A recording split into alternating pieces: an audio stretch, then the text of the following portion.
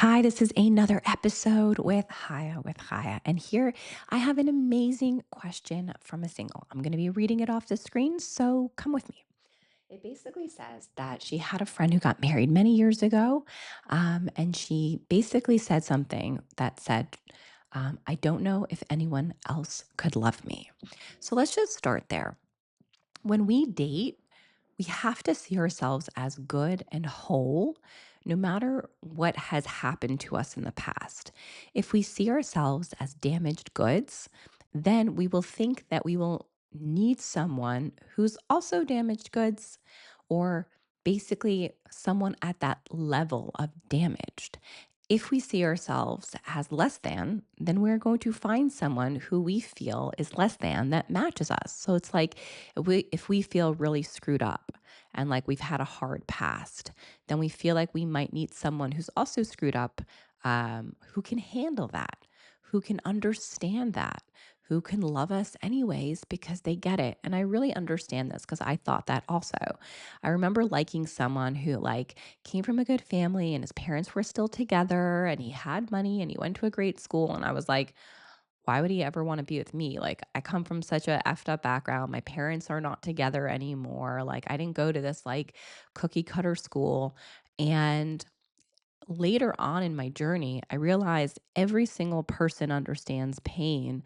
Every single person has pain. Every single person has struggles, whether they went to a good school or didn't go to school, whether their parents are still married or not. Like everyone has those struggles. So it's so important for you to just understand that you are still good and lovable as is, no matter what happened to you, and that you still deserve only a good person who's going to treat you only good. So when she said, I don't know who else would love me, that already sounds like she um, feels like she's not really lovable as a general rule, that she's actually unlovable. But this guy is so great that he loves her that she should appreciate him and therefore marry him. It's a very unhealthy concept to see yourself as only worthy of something that's not necessarily fully good. When you say only he can love me, it means that like he has a special capacity for you because something's wrong with you. But there's nothing wrong with you. You're totally okay. You're totally lovable. Lots of people can love you. You don't need to find someone who can manage you. You are beautiful and perfect. And when you see yourself as beautiful and perfect, perfectly flawed, and still very lovable, you will attract and want and know you're deserving of a totally different, higher level, much healthier person. Next question. You said that there are, so this is reading off a screen. She said, you said that there are hard conversations at the beginning of a relationship. It will be easier later on. I feel like I try to be real and honest, but some guys find it scary or overwhelming, and they don't want that. The people around me have told me not to be too impulsive and to let him feel like he's pursuing me. I know that's nonsense, but I do feel like I'm very honest, and not every guy is comfortable with that. So let's talk about that first. Asking the hard questions isn't about him, it's about you. If you want someone who's emotionally healthy and who is in the same space and same phase as you, then you want to make sure that you're not wasting your time. You know that you're not wasting your time by asking important questions first. Hard questions are important questions. They're just not as easy to talk about, like money and marriage and gender roles and health and addiction and family and boundaries. Like these are all very important things. They're just not as easy to talk about as the weather or what you watched or what's on the news. They're actually emotional. So you have an emotional tie to it, and then you have an emotional reaction that will come out of it. But if you start in the beginning asking the hard and important questions that mean a lot to you, you don't falsely get attached to that person and then tell yourself that it doesn't really matter when it always did. So that's why it's so important to ask the hard questions first. Um, and A guy that finds it scary and overwhelming is good because then you know he's not your right guy. There are most people who are not healthy, right? And then there's some people who are healthy. The people who are healthy won't find real important life questions difficult, scary, or overwhelming.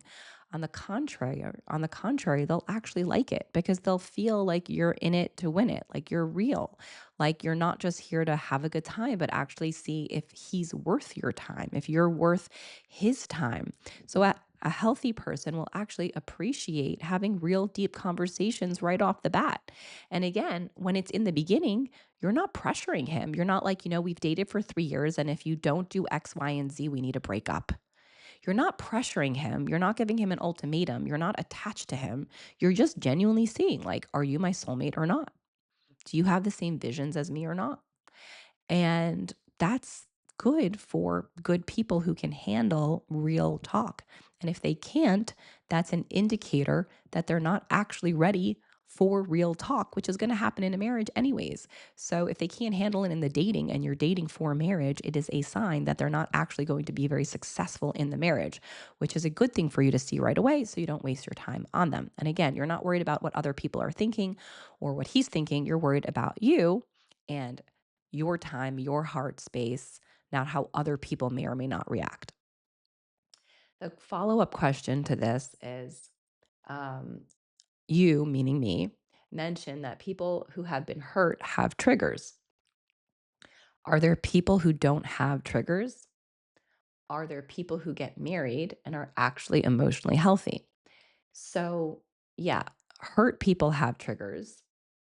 And everyone has triggers, but the question is how frequently do they get triggered and how is their responses, right?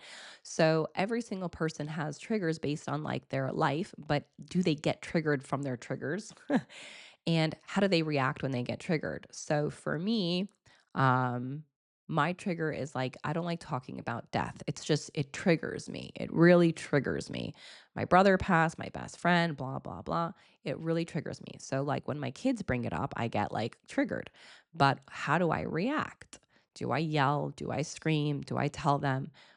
How quickly do I go back to baseline, to going back to being okay, to going back to not being triggered pretty quickly? So people will get triggered, but the question is how frequently do they get triggered? I know someone who gets triggered all the time, and it's always a drama and it's always a conversation, and you're always walking around eggshells because she's not very healthy. Healthy people get triggered a lot less. And if they get triggered, the response, the reaction is not very high. And they know how to get back to baseline pretty quickly so that if they do get triggered, it doesn't become a scene or a conversation or a big reaction. Unhealthy people will get triggered all the time, frequently, and it'll be a big deal. And they'll have to talk about it, and you'll see it, and they'll blow up, and they'll call you, oh my gosh, how could you do that? How could you say that? What were you thinking? Da da da da. And it's a whole scene, and it takes them a very long time to go back to baseline and move on. So those people are unhealthy, right?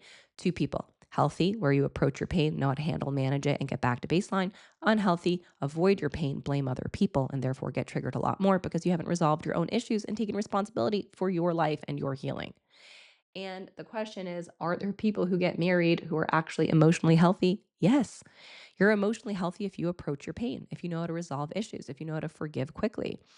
You're emotionally healthy if you know how to communicate without blaming other people and focusing on yourself and your feelings. You are emotionally healthy if you focus on your feelings versus somebody else's behavior. But these are all skills that take time through practice and healing. But yes, the majority of people in the world don't take the time to heal because it's harder and scarier, and they like to stay stuck in the familiar zone. But for the smaller percentage of people who do want to heal and who do the hard work, that is healing, they are emotionally healthy and they do get married to emotionally healthy men. My marriage is an example of that. Yeah, so that is that answer to that question. Remember that you're not really looking for other people to validate you. You're looking for yourself to validate you. A healthy man who has money and who makes money can talk about money. A healthy man who wants kids and a family can talk about kids and a family. A healthy man who wants to work and provide for his wife will happily talk about his work and how he sees himself providing for his wife. An unhealthy man who's very insecure about money and doesn't have a way to provide won't want to talk about it. An unhealthy man who hasn't resolved his mommy or daddy issues, who's scared to have kids and take that responsibility, won't want to talk about children and having and raising them. So, when somebody doesn't want to talk about something, that's the avoidance of the pain. That's the avoidance of a topic that they don't feel secure in. So if you're looking for somebody who is secure and emotionally healthy, they're able to communicate about whatever topic that you're talking about. If somebody can't talk about their childhood, that's a big effing red flag that they haven't processed their wounds from their childhood, right? If they, I don't want to talk about that, let's move on. They haven't dealt with that, process it, and it's going to become their trigger and then they'll lash out on you at some point in the future. So if someone has the ability to communicate a topic without getting angry or hysterically crying or yelling about it or blaming somebody, how could they have done that? Then you can see very clearly in their ability to communicate and how they react when they're communicating if they've processed and are healthy so that they don't have those triggers that are going to come up and create chaos in a relationship. So, actually asking the hard questions first, the important questions first about money, marriage, kids, uh, health, addiction, all these things from the get go, date number one is very beneficial because again, people who are healthy like to talk about their pain and how they've overcome it, right? Everyone who's been had a challenge loves talking about how they were screwed up and then they worked on themselves and now they're really healthy. It's powerful for them. They like talking about it. People who worked really hard to make money like to talk about how they made their money and overcame adversity and now are very successful. And this is how they did it. So, for people who are actually healthy and comfortable in money and kids and marriage, these are things they want to talk about. It's on their mind also. So if somebody doesn't want to talk about it or are going to get scared because you're talking about it, means they're not there yet. And you definitely don't want to continue with somebody who's not where you are or where you need them to be to get to where you want to go. So love yourself first, prioritize yourself. Don't listen to all the crappy advice in the world. Know the truth, know what healing looks like, know that emotionally healthy relationships exist, and don't seek out love, seek out epic love. This is Kaya Garcia, Epic Love Expert, with another episode for you on dating and love questions. Keep sending me your questions. I'd love to hear from you guys, and have a great day.